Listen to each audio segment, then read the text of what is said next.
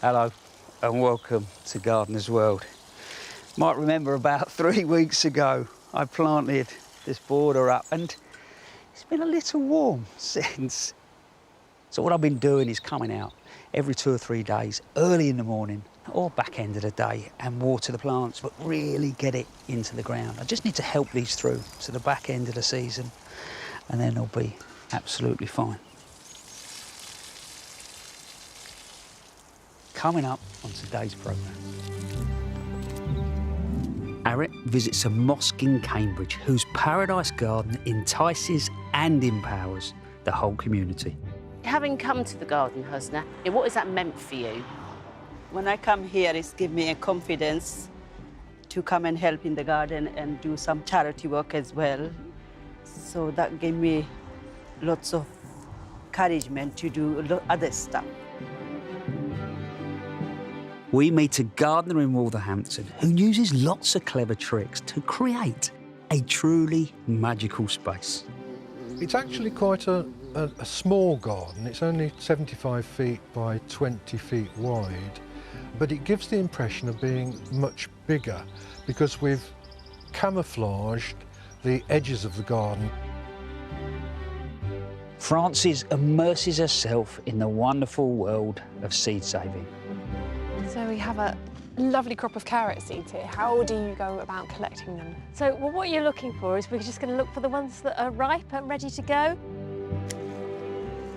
And I will be showing you what I've been up to in the veg garden, plus being creative with a water butt.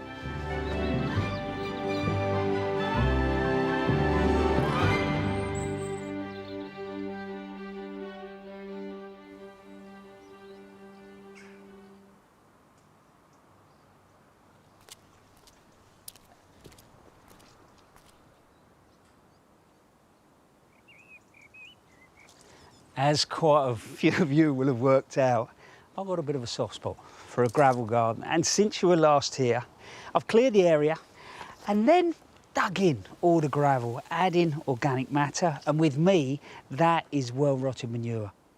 Then I was left with a 2-cornice mass. So I've cleaned these canopies up. And if you look at the bark, it looks incredible. Then I had sedums, Nephophia, and I left this geranium just doing its thing. My rules are normally that I start from the top and work my way down. I would work off these 2 big structural plants and then come in and put the rest of the structural planting in. Well, I don't want to do that because ultimately those plants are going to need more water for the back end of the year. So that is for another day. What I can do is put in some of this herbaceous planting. That won't need so much in the way of water. And the first one that's going to go in is this little beauty, Commelina tuberosa. Will grow to about 90 centimetres, incredibly powerful blue flower. And the scheme in here will be soft yellows, blues, with just this odd pop of richer colours. We'll take shade, sun, does want those warmer conditions. But why am I planting it? Because tuberosa, which straight away tells you actually it's got a tuber base. Well, that for me means that in reality, it's going to have its own little built-in watering system. It means the roots will hold water, so it goes through dry periods, and hopefully that's going to help it. After that, it's a plant also that will seed about. So I'm going to leave these little seed pods on. So, all right, if it doesn't survive, hopefully it will seed, and I can more or less treat it as an annual. And then on top of that, I'm going to collect some of those seeds and I will propagate things next spring, so I'm going to constantly renew that stock of plants. Let's just gently tease these apart. What I'll do is I'll put 2 more of those in here, but now I'm going to add this sea fennel, plant that grows happily by the coast, grow to about 45-50 centimetres, lovely round, glaucous foliage, and you can just see that sort of little yellow flower. The moment you know something will grow by the coast, you know it's going to be tough. So hopefully it will suit these conditions here. But that sea fennel is not going to sit in isolation. What I want is this glaucous river. that runs through the verticals, and that brings me over here. Now this might be pushing it a little bit, but if you don't try, you'll never know, will you? So this is Echevera, and it's called Elegance, a plant that I grow in pots, and I've even left it outside in the winter and got away with it. Lovely succulent plant that will mound, works great against this Nephophia. But what I'm going to do with these is create my little planting pockets. I'm going to sit this plant more or less on gravel, just to give it even more free draining conditions. Don't worry if this falls apart. They're actually babies that I took off my other plant. If this works, I could end up with these wonderful jewels just pulling you through this space.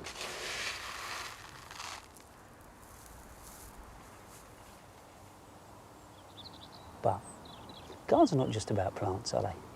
They can be about culture, community, and art. I went to visit one that demonstrates just that.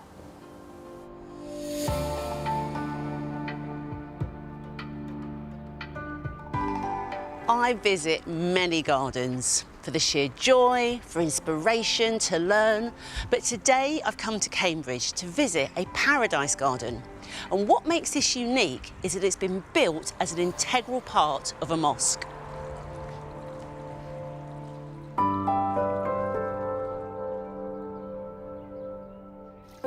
This is the Cambridge Central Mosque, where the first thing that greets you is the garden. It's a place the local community share as an escape from the city just beyond. And it's also where women come together and share their passion for gardening. Once a week, volunteers Husna, Sophia, Nazreen, Abida, Kate and Nabila come here to sow seeds, propagate, weed and, of course, socialise. I think you need some extra compost. Bring that over. Yes, so what exactly are you doing today? So we're sowing the seeds of the German pinks, the dianthus. So we've collected the seeds in envelopes, and now we're going to prepare the mixture that it is going to be sown in. Okay. We're going to put 1 cup of compost, and I'm adding half a cup of vermiculite. Yeah. And we mix it all together. And are you able to just sell them to the people that come and visit the garden? Can anybody? We sometimes give them away. Yeah. Sometimes put them in the garden as well, so Yeah. get more extra ones out. Yeah. Free plants, which Yeah. is very good, isn't it? Excellent. 2 weeks ago I was weeding here, and it's not my favorite job, weeding. But do you know, the scent of the roses, of the damask roses, it was so beautiful, so lovely that I could have just sat there weeding all day. It was just absolutely lovely. It's just such a pleasure to be gardening here. The garden here is called a paradise garden. These originated and date back to ancient Persia, and they have influenced so much of what we know about gardening and design, not just here in the UK, but across the world. Emma Clark, who led the design of this garden, is an expert in this style of gardening, which is laden with symbolism. Emma, it is beautiful sitting in this garden, but it is a paradise garden, so I'd like to know exactly what are the elements that make it a paradise garden. Really, a paradise garden on earth is not just a symbol of the paradise garden in heaven, but it is supposed to be a foretaste of the garden that we hope will come to us eventually. Not yet, but providing we're good and kind and do the best we can. So the design is based upon the Quranic descriptions, which talks about the 4 gardens. And we have a limited space, so in order to have the idea of the 4 gardens, either side of the central fountain, we've got a division so that there are 4 beds there, 4 beds here. Key element, of course, is water. And the inner meaning is that it's the symbol of the soul. And it acts as this wonderful transition zone between this incredibly busy road. And then you have a slightly quieter space, and you can listen to the water, and you can calm down before going in for prayer. Yeah.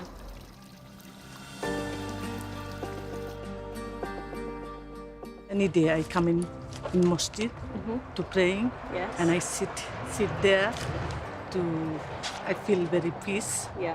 and very very nice.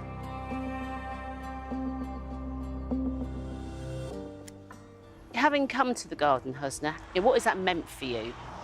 When I come here, it's give me a confidence to come and help in the garden and do some charity work as well.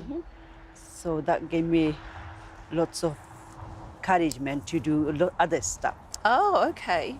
This Yeah. garden has given you... This garden give me confidence to go out and get a job and doing it. I'm really liking it.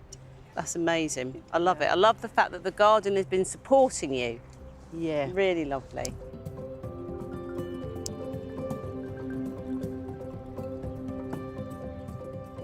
The head gardener is Helen Seal, who's developed the garden on organic principles. Despite the formal layout, she allows plants to tumble onto paths and seed heads to develop for the wildlife.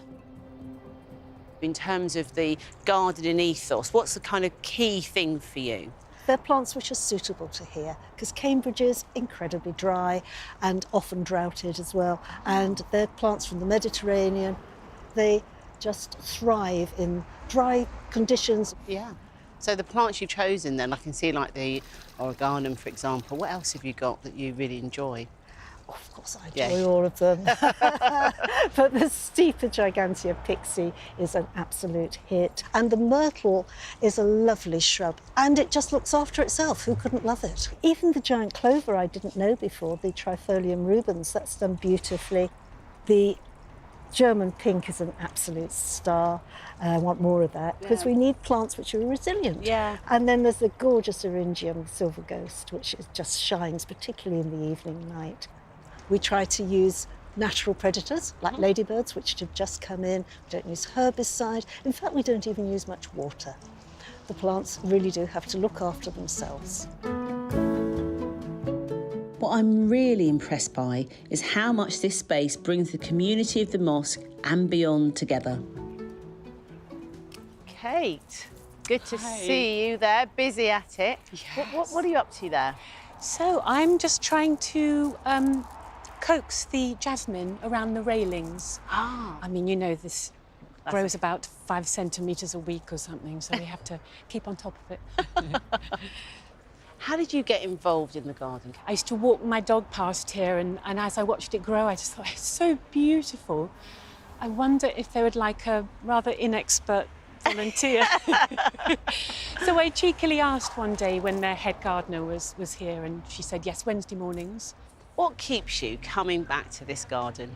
I think it's a combination of things, because, I mean, it's such a beautiful space. You often see people from the wider community sitting, just, you know, having a quiet moment by the fountain.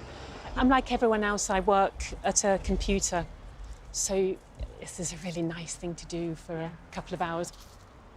But also, there's a really nice bunch of women work here, and I just like hanging out with them as well.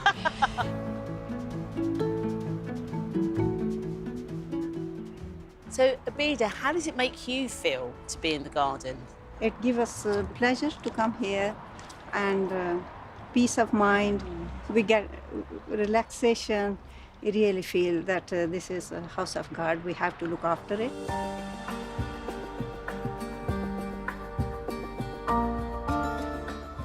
Sometimes it can be difficult to pinpoint why a garden feels good. But here in busy Cambridge, I think I know why. This garden has been beautifully designed. It has a gardener and a local community that cares for it, and delightful plants that tantalise all of the senses. So it goes to show, no matter your faith, this garden is a slice of paradise.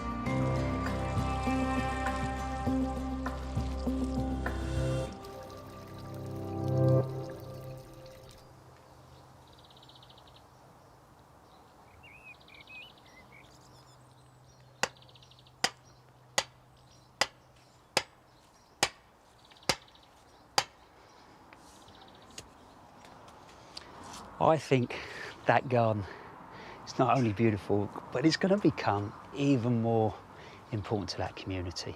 over the coming years. I've had an idea. Look at that. I was walking past here the other day and it's just starting, this hydrangea petiolaris is starting to swallow up this tree fern. And I started paying attention to what was going on behind, and it's obviously not all clinging to the fence, so some of it's come away, and I quite like it.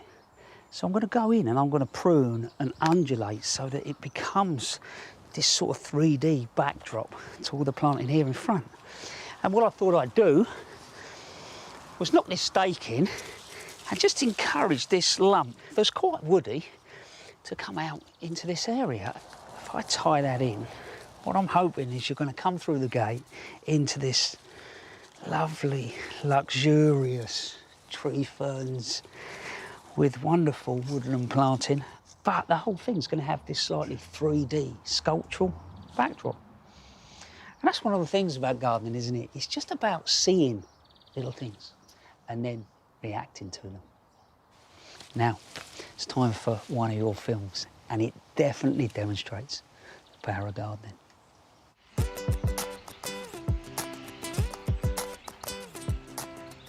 Hello Gardener's World. My name's Jerry and I live in Hale, Cornwall. I'm a retired primary teacher, and I just want to show you very quickly how gardening just changed my life after I retired after 40 years. I was feeling really low. I taught for so long and I thought, what am I going to do now? And my husband had an idea of buying me a greenhouse, a few packets of seeds, and it changed my life, and I just want to show you how. I just can't believe that from a few packets of seeds I end up with all this colour in the summertime. I started 6 years ago, and I don't call myself a gardener really, but honestly it just gives me such joy. I feel as if I'm a completely different person just thanks to starting to grow my own seeds in the greenhouse. My favourite thing to do is to sit in this corner in the evening time and just sit and listen to everything that's going around, the birds, but the smell of the tobacco plants and everything else in the garden, the jasmine behind, is just so peaceful and calming, and it really does make you feel better. When I retired, I was quite depressed. I'm not anymore. Bye Gardener's World.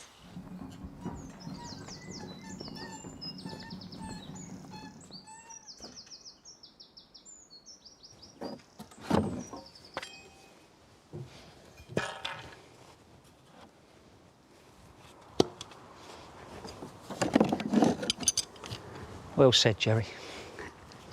It's lovely to see how much you are getting from that garden, and long may it continue. Look at the lawn.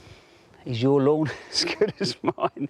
What can you do? You can't water your lawn, and actually in reality it's the most successful plant in the world. You know, it will come back again, and if it frustrates you that much, do what I'm going to do. So though I can't do masses in the garden at the moment, one of the things I can do is start to prep some borders for later on in the year. And if you remember a couple of weeks ago, I was talking about sort of making borders wider, starting to create secret hidden away spaces. So I've taken the turf off at the other end of the garden, and I can see now how that's going to soften my little office. Here I've now got that depth to plant some planting in to create that sort of more intimate space down below. So that line behind me there is as far as the terrace will come. So if you imagine a block of paving, 2 metres by 2 metres, fit the chairs nicely. So now what I want to do is give a really good depth of planting in front, but I'm stringlining this out. So I'm actually measuring and I'm not doing it freehand, because the design relies a lot on the precision of the paths and the walls. And also, my old granddad used to say, if you're going to do a job, boy, do it properly. And then, all we're going to do is take the edging iron and start to cut across.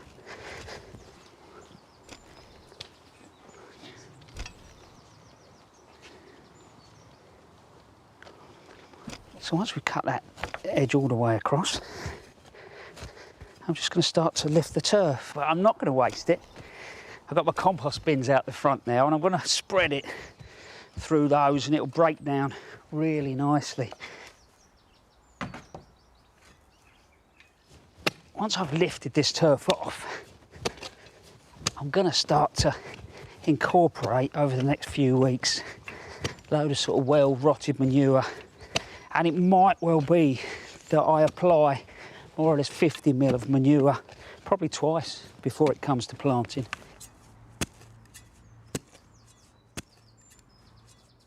And just simply take the turf off. And that's leaving behind any decent topsoil. So I'll lift the rest of that up, start to get the goodness back in, and then eventually end up with my tucked away place. That's what gardens are all about, really, aren't they? It's places that you can just hide yourself away and surprise around the corner.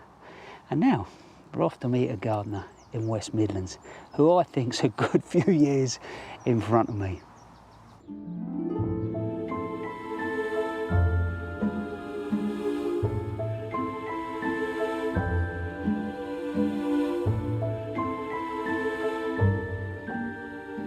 I'm Bob Parker, and I live in a semi-detached Victorian house in Wolverhampton. And behind the house is what we call the Magic Garden. We didn't actually call it the Magic Garden. It was given that name by the many visitors that we've had over the years who, as they walk through the garden, they say, oh, this is magic, and especially if they come through a second or a third or even a sixth time. It's actually quite a small garden. It's only 75 feet by 20 feet wide, but it gives the impression of being much bigger because we've camouflaged the edges of the garden. They are disguised with climbers. People moan about ivy. I love ivy. It's a fantastic plant. You don't have to just have green ivy. You can have a bright yellow ivy or a lovely cream ivy or a variegated ivy. Ivy is actually quite hard work, only because of pruning. But fortunately, I don't do the pruning in this garden. My partner Greg is quite happy to do the pruning.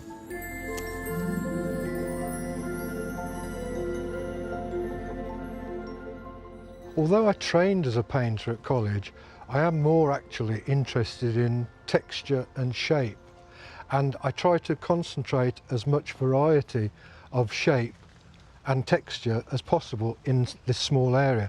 For instance, the vast plain area of the hosta leaves compared with the much finer, delicate leaves of the dwarf rhododendron, and this Thalictrum delavei is just coming into flower at the moment, and this is actually Greg's favourite plant in the whole garden. And just before the flower comes out, I think it's particularly impressive with its tiny little balls of texture themselves.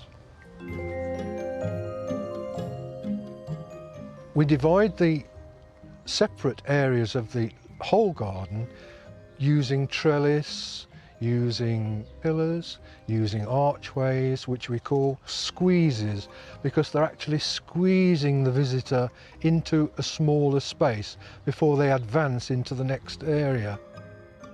I also snake the path through the garden.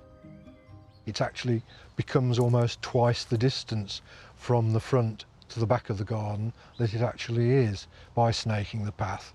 And sometimes I think, why did I do this? I forget something at the top of the garden and I have to snake my way through to collect it.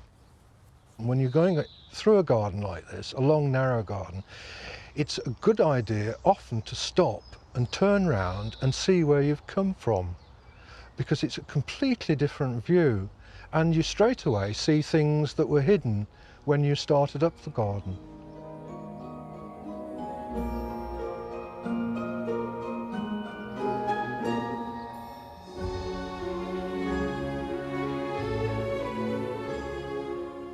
Normally, I don't do hanging baskets, but I do these globes. We call them succulent globes.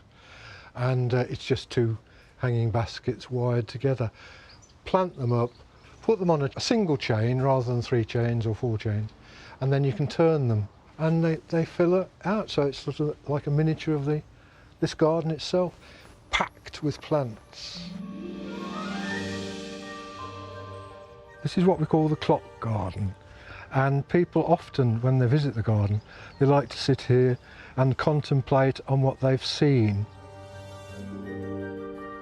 I've decorated the clock with the very well-known poem by W.H. Davis, which ends with the lines, "A poor life this, if full of care, we have no time to stand and stare." And I hope that's what people do when they come to this garden.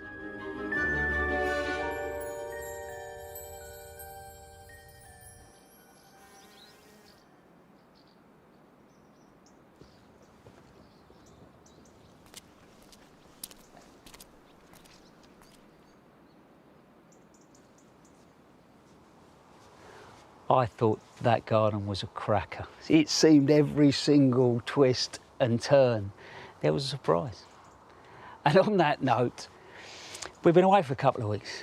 I walked down the steps to the back door and straight under that Acer. It's been absolutely scorched, but it will be okay. It feels a bit like it's shutting down for winter, but come next year, it'll be back. I look upon that as a negative, but there's always a positive. I walk through to my office and these ferns here that I've done absolutely nothing with, Dryopteris and Polysticum, absolutely stunning. And then I realised I've got some new neighbours. Bees have moved in and they must be in that roof somewhere. But they're not bothering me and I'm definitely not going to bother them. I'm just pleased they've found themselves a new home. Still to come on today's programme. Francis investigates the joys and possibilities of seed saving. The thing is that most of the seed that was on the market, and still is really aimed for industrial farmers. And what people want in their back garden has got actually quite different needs. So really, you need different seed in a home garden situation. And we visit a garden created by a man who believes nature knows best. Look at these gooseberries. I keep them completely untouched. That's a big boy. Almost like a sweet. But first, we have another of your films, and this time it's from an allotment in Somerset. This is Ramona, and that is my son James. And we're just about to harvest some of our vegetables in our little plot. This is going to be the first one. And then as you see, it's really big, mighty big. I did have a very good, quite generous sweet corn last year. So I'm looking forward to the same beautiful harvest this year. So underneath, in between my sweet corn, you will see, look, this is my courgettes or zucchini. I also have a mini pond. So that would actually help me with frogs. That will really help me with some of the insects, pests, and I know it helps with slugs as well. I've always really enjoyed harvesting anything, especially strawberries. I love the taste. They are very nice. Thank you very much for watching us. I hope all of you guys and some more people out there would be inspired to plant some more vegetables or in any of the vacant plot that you have. It's always good physically, good mentally, and it is really fun. Bye bye.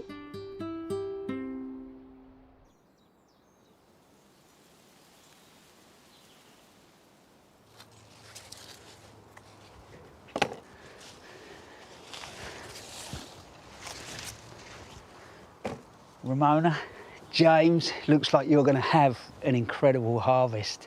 And James, a little bit for you, look. I've planted my strawberries all the way along the edge.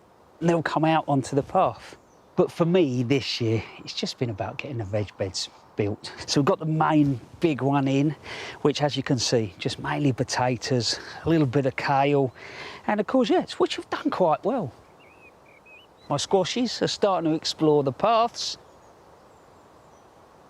And I've put my steel beds all the way through. We have visitors, we've got plenty of cabbage right, but this you will like.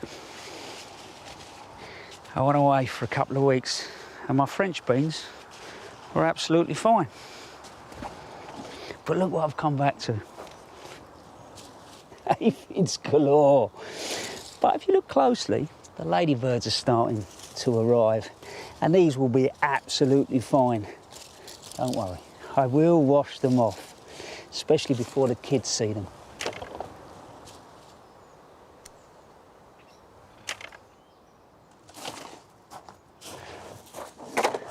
Now, I'm going to grow something that I've never grown before.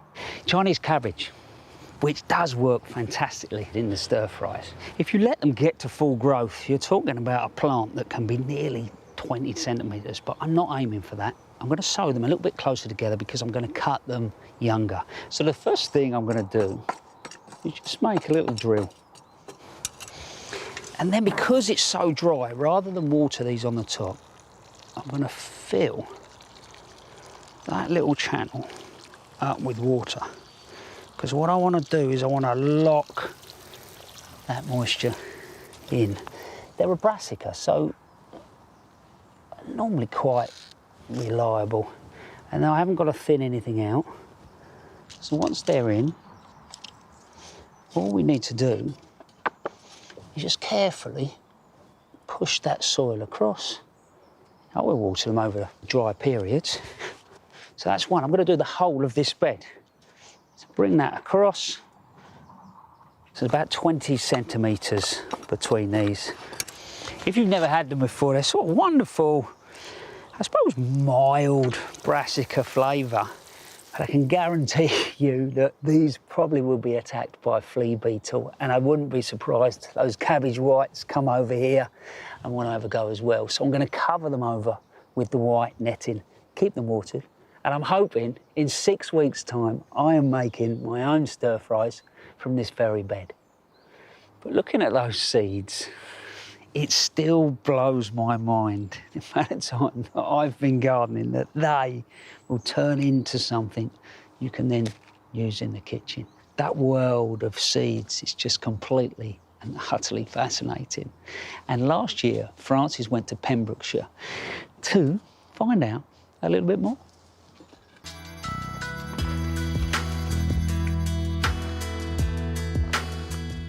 I'm here to meet organic seed producers Ben and Kate, who are passionate about producing seed for gardeners and allotment growers. They are champions of seed collecting and actively encourage gardeners, no matter how small their plots, to become a part of the seed-saving movement that's gradually sweeping the country.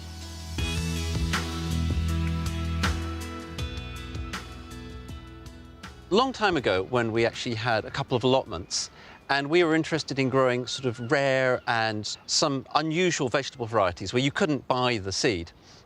And so we learnt to save seed that had been passed to us. And why do you do this? The thing is that most of the seed that was on the market, and still is really aimed for industrial farmers. And what people want in their back garden has got actually quite different needs. Yeah. So really, you need different seed in a home garden situation. Ben and Kate cultivate seeds naturally, including heirloom varieties, many of which have been around for hundreds of years. But a lot of seeds on the market are F1 varieties, which are hybrids. So what is the key difference between an F1 hybrid and an open pollinated seed? Open pollinated seed is just the plants breeding naturally the way that they would do in their natural environment. And that's plants that are very closely related, just being crossed by the insects or wind or self-pollinating. And then you get this thing called hybrid seed. People realise that if you could take two really different plants that have been very heavily inbred and then forcibly cross them, It's a bit like making a labradoodle by crossing a Labrador and a poodle. Every hybrid seed from this forced cross is identical. And that's really good if you're an industrial farmer and you want to, say, harvest 1,000 cauliflowers one morning and have them all sent off in a refrigerated truck. Yeah. But that is not really what you want in your back garden. F1 hybrids are bred to produce particular uniform characteristics. But Ben and Kate believe open pollinated seed are much more richly diverse and better adapted to the soil and local climate. It's that diversity which is one of the reasons why Ben and Kate believe people should save and keep their own open pollinated seed, especially for heirloom varieties like this carrot crop called Manchester Table. So we have a lovely crop of carrot seeds here. How do you go about collecting them? So, well, what you're looking for is we're just going to look for the ones that are ripe and ready to go. They've all kind of curled in here. So you know how the flowers, they have these beautiful white open flowers, if you've seen the carrots. But then as they ripen, you see this goes a kind of straw colour, and then the whole thing kind of comes in like a bit of a claw. Yeah, I see. So now at that stage they're ready for harvesting. Yep, and we can just harvest them. Okay. Yeah, so we just snip them off like this and pop them into the bucket. This crop of carrots was sown in July 2020, and then we moved them in here spring 2021, and obviously now we're in August 21, so it's been more than a year. Sometimes people say to us, you know, well, I've got these carrots and I've sowed them, maybe they've sown a crop in May, and some of them have started to flower in July. Well, can I just save seeds from those ones? And the answer is no, don't do that. You know, it seems so tempting that you've got your carrots and why not just keep seed from the ones that bolt? But then you would be selecting for early bolters, and you really don't want to do that.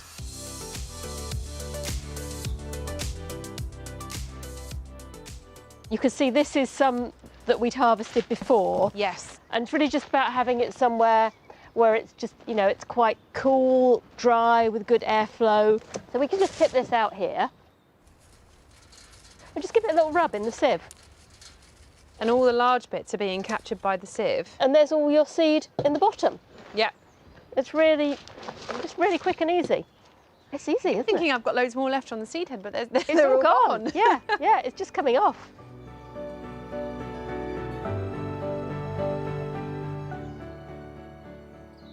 Come you got? armed with some carrot seed for Oh, you. very nice. You can see it's still got quite a bit of stalk material and that went through the sieve. And there's also all these little tiny hairs on the carrot seed. So with this, what I'm going to do is I'm going to rub it. Just rub it with my hands. Okay. It's quite dry already, so it'll just crumble up, and all the bits that we don't want and all those hairs will come off. To get rid of the finer, unwanted material, Ben uses a tried and tested technique called winnowing. It's a lovely word, isn't it, winnowing? Yeah, it's great. Winnowing is when you pour from one bucket to another in a gentle breeze, and the seeds are much denser and heavier, so they fall pretty much straight down. They're not affected by the breeze so much. And then the chaff and all the bits you don't want are lighter, and they blow off to one side and don't fall in your bucket. Right. And I'm guessing this is a technique that would have been widely used hundreds of years ago. Yeah, it's actually relatively easy. So you can use this pretty much for any seed. And you might not think you want to bother, but it's actually easier to get the seed properly dry if you get rid of all the bits of plant. In order to store a seed and have it last, you want it to go dormant, and they only go dormant when they're dry. And then put it in a sealed container and keep it for several years. It's fascinating. And then storage in somewhere cool? Cool and dark.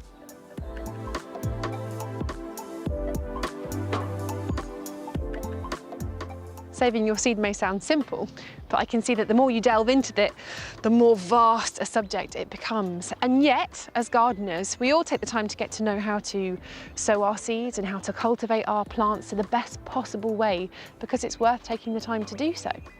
And then, usually, if they're crops, we pull them out and we throw them away just when they're coming into this stage of their life. And I know that I'm going to take the time to get to know my plants when they're seeding as well. Save them, increase biodiversity, and hopefully even get to know some growers in my community. And if we all do that, I think the world becomes a better place. I'm definitely going to try it.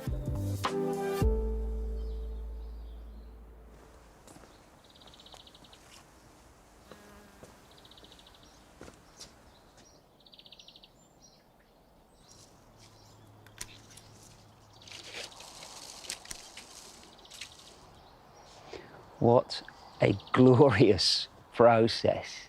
You get a real understanding of that full cycle of the plant. And I agree. I think the world would be a better place. Look at this. This is Digitalis lutea, which is a perennial foxglove. Grows to just shy of a metre. Lovely sort of soft yellow flower. Can be short-lived. But as far as collecting the seed, you know, you're just looking for dry flower heads there, you can see. And sometimes you can actually you can rattle it and you can just hear the loose seed. And as it drops in, the seed will drop into your envelope. That dries off, I'll sow that next year, I'll grow it on and then plant it out. But it's definitely worth giving it a go, because the moment you see those seedlings come up, your heart will jump with joy, I promise you.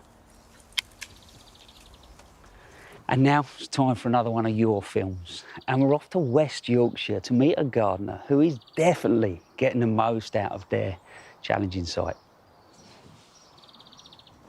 My name's Jen and I'd like to take you on a tour at my garden here at Lumfoot. We're situated just outside Haworth in that heart of Bronte country, and we're about 840 feet above sea level. The garden is laid out over 5 levels. This is the lowest level here, which you approach from the back door. This first bed I've got a nice Ericium which provides a good deal of colour for most of the year round.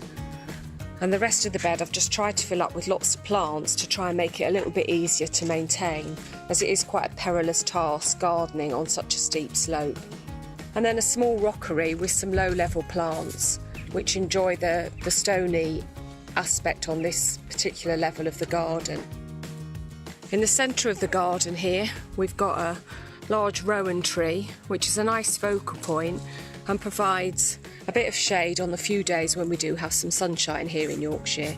We've got some antirrhinums here which are self-seeded, provide some nice colour as you go up the path, and some chives and a few other low-level plants just to soften the edges of the path. We then go up to the top level, up the steep steps. Nice rose bush here, providing a nice bit of colour and also a nice scent as you walk up through to the top of the garden. Coming through, got a nice seating area. As you can see, the whole garden follows the theme of quite a wild look. There's no better place to come and actually just take a bit of peace and quiet and just enjoy a cup of tea up here with this amazing view. Thank you.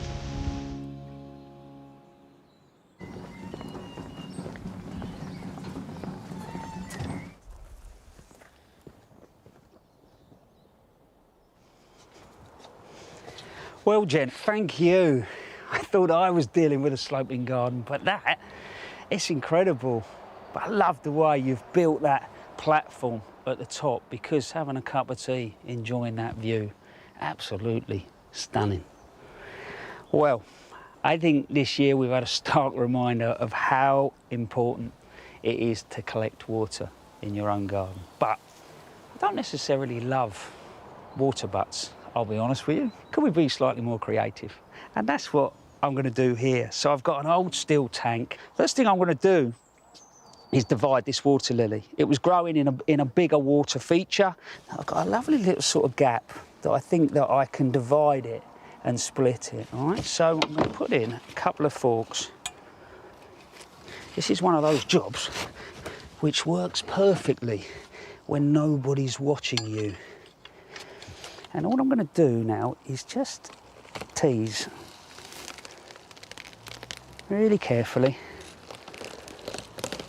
There you go. Now I've got a couple of plants. I'm just going to lift this piece out of the way. So actually I'm left with a really good sized plant that will fit nicely into my basket. I've just gone, it's a standard water lily, so it's not a pygmy, so it probably technically it's a little bit big for these conditions, but it'll be absolutely fine. What I'll do every couple of years is I'll take it out, divide it, and it's a lovely way for me just to propagate water lilies and use them in different areas. So actually we just put that one to one side for a minute. And now this is water iris. This is lavagata, so it's actually a blue flower, What I'm going to do, exactly the same thing, I'm going to try and just tease a few bits off. And then let's just tease that away and see what we end up with. That's quite nice, clump-wise. Just cut the tops of the leaves off. They'll soon come back. So actually I've got about 4 or 5 pieces there. But there's the basket. Let's just grab the compost. This is aquatic compost, so what this does, it carries some weight. You imagine your normal compost will just come up and then start to float away initially. So we're just shy of the top. Now what I'm going to do, give these a secondary clean as I'm teasing them in. Just a bit like you're potting any other plant really. Just get them down, make sure they're nice and secure. It's amazing actually, especially with a bit of warmth, how quick these plants will get away. There you go. Top it up with a little bit more compost. What I want to do now is top it off. So I've just got some horticultural grit here that I've washed off, and I'm just going to top off the pot with that. Tap down, that's all it needs. Then it's simply a case of doing exactly the same thing with the water lily. I'm going to give those a really good soaking now, just to settle the compost in around the roots before I add them to the water feature behind me. But while I'm doing that, a couple of weeks ago, we went off to Somerset to meet a gardener who moved over here from Germany many years ago. But for the last 16, he's been creating a garden and he's been working really closely with nature.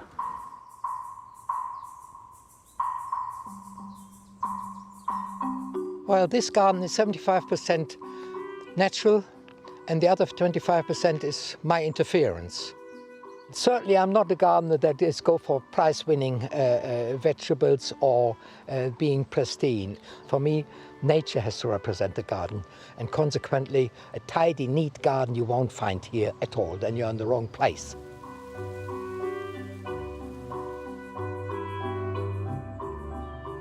My name is Gerd Schley. I came here in 2006, and yeah, this is now my garden.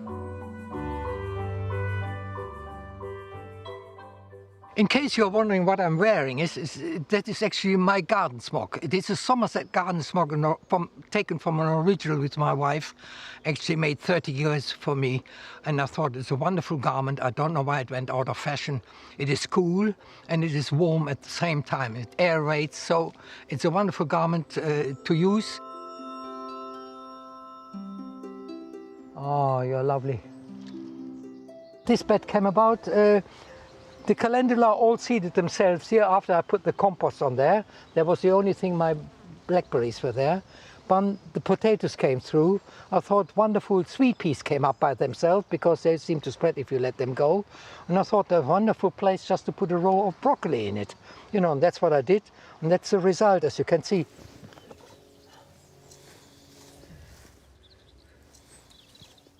Companion planting, for example, is something I read in all books. They always recommend what goes together. You know, the classical example is put carrots and onions together, they keep each other's flies away. I'm not disputing any of this, but it's only based on our vegetable, on our food growing. Nobody have explored actually that companion planting could mean flowers, weeds, and whatever nature produces in your garden.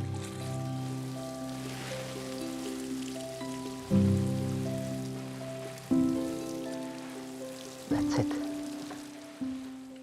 In this bed, I had early potatoes here as well, but I planted my celery there, you know, among the borage, you know. And the nasturtiums, they seeded themselves through, did the pumpkins and courgettes behind it, so I let them all get on with it, and they seem to be quite happy with one another.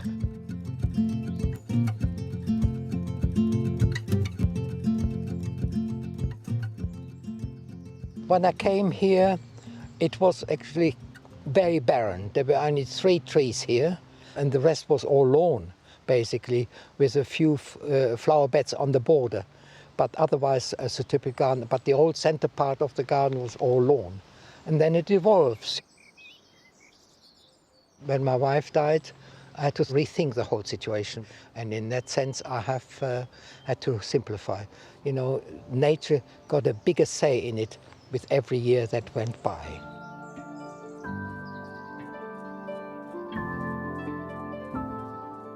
Comfrey is a fantastic plant for all nightshade families as a fertilizer.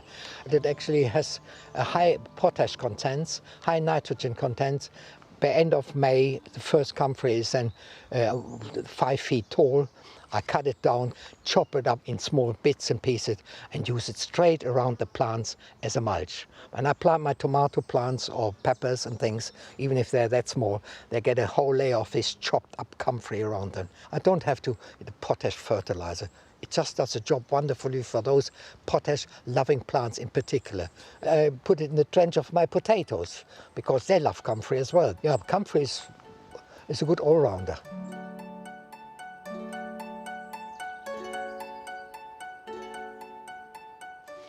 Look at these gooseberries.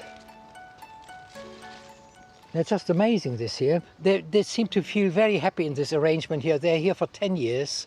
They're growing fantastically. This year, particularly big ones because they probably got the rain at the right time. They're well fed to the comfrey because they're growing comfrey. So I keep them completely untouched.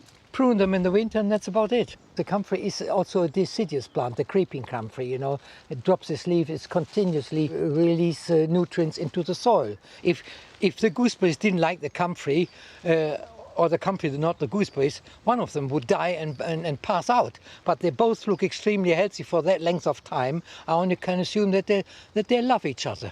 And that's what I'm grateful for. That's a big boy, like all of them this year. Almost like a sweet. They're wonderfully sweet. It's juicy, sweet. This one you can eat just like bonbons, almost, for my taste buds. Oh, you beauties.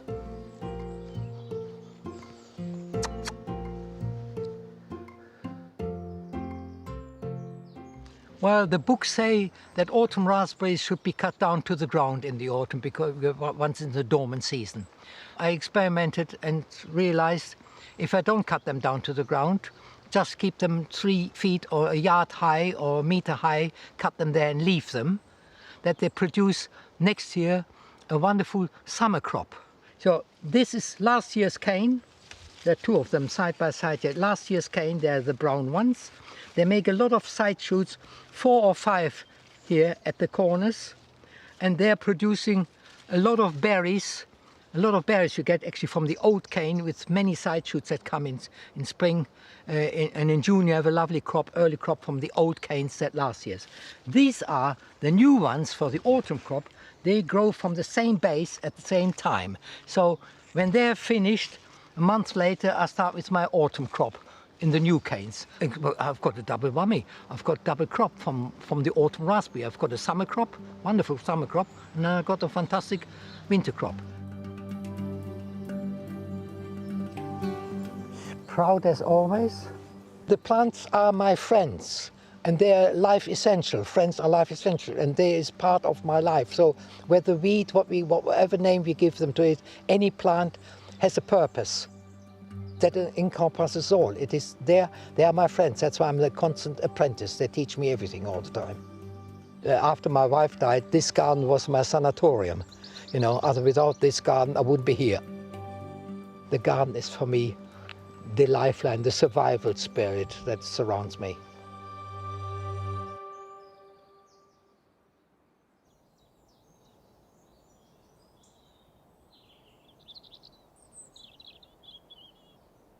Gert, the moment you talked about being taught by plants, I got goosebumps, I really did.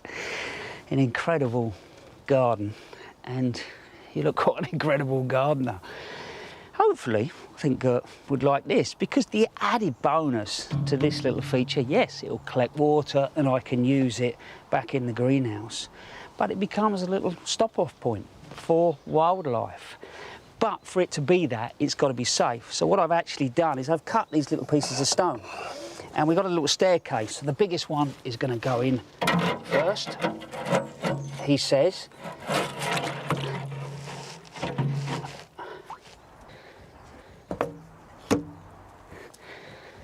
Let's call it a staircase to safety.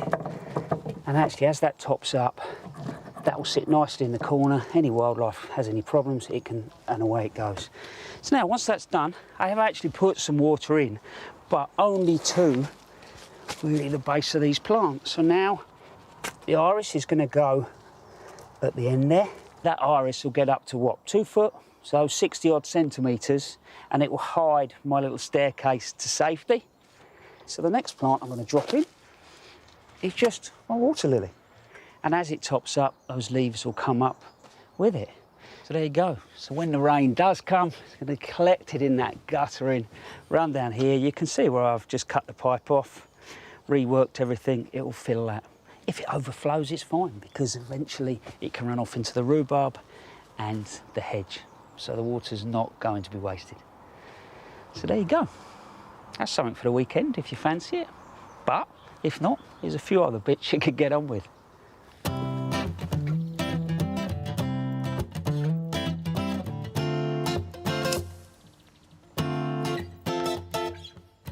Now that the main breeding season for the nesting birds has come to an end, it's time to give your hedges a final trim.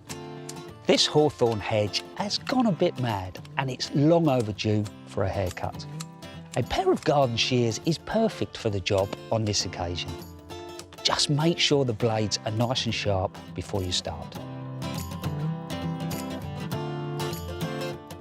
During prolonged spells of dry weather, it's really important to provide wildlife with a fresh supply of water.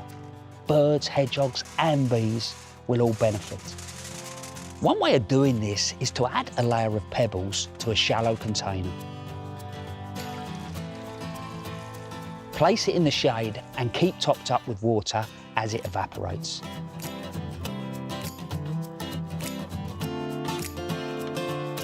Beetroot is one of those vegetables that I just couldn't live without. It's easy to grow and incredibly good for you. Anything the size of a golf ball is just right for a salad. But if you fancy making some soup when the weather turns cold, leave some in the ground to mature over winter.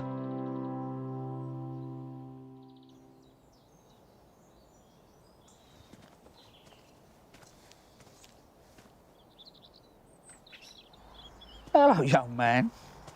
Oh, you've decided to join us. Impeccable timing, this cat. Just sat down here, and already with a few plants you can get a sense of how it's going to feel come the back end of the year when the rest of the plants are in place. Lovely little area for me and, of course, my friend here to come and enjoy. That is it from us this week. Next week, 9 p.m, we've got a Gardener's World special. I will be joining Adverley at Gravetime Manor, celebrating the horticultural genius of William Robson. Until then, look after yourselves. Have a great weekend in the garden. Bye-bye.